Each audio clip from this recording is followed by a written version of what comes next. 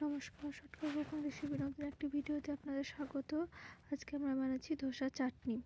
এখানে আমি প্রথমে একটু মিক্সার গ্রাইন্ডার, একটু নারকেল, একটু ভাজা বাদাম, অল্প করে গোটা করে রাখা এই ধনেপাতাটাকে আমি ভালো করে ধুয়ে নিয়েছি।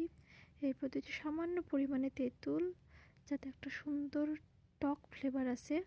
অল্প একটু চিনিটা দেওয়ার পরে দিয়ে দিয়েছি আমি সামান্য পরিমাণে লবণ ও দিয়েছি একটা কাঁচা লঙ্কা। এবার আমি মিক্সিটাকে ভালো করে ঘুরিয়ে নেব। তার আগে যদিও আমরা একটু জল দিয়ে নিয়েছি, এখানে আমি অল্প জল দিয়েছি, প্রয়োজন মতো পরে আমি আরও জল দিয়েছি। এরপর মিক্সির ঢাকাটা লাগিয়ে ভালোভাবে মিক্সিটাকে আমরা ঘুরিয়ে নেব। এটাকে একদম ফাইনভাবে পেস্ট করে নেবেন, যাতে কোনো দানাদার না থাকে। দেখুন আমার এটা চাটনিটা খুব সুন্দরভাবে পেস্ট হয়ে গেছে। এবার কড়াইটাকে গরম করতে দিয়ে কড়াই দিয়ে দিয়েছি আমি 2 চামচ তেল। তেলটাকে গরম হওয়া অবধি অপেক্ষা করতে হবে। গ্যাসের ফ্লেমটাকে আপনারা মিডিয়াম টু হাই রাখতে পারেন।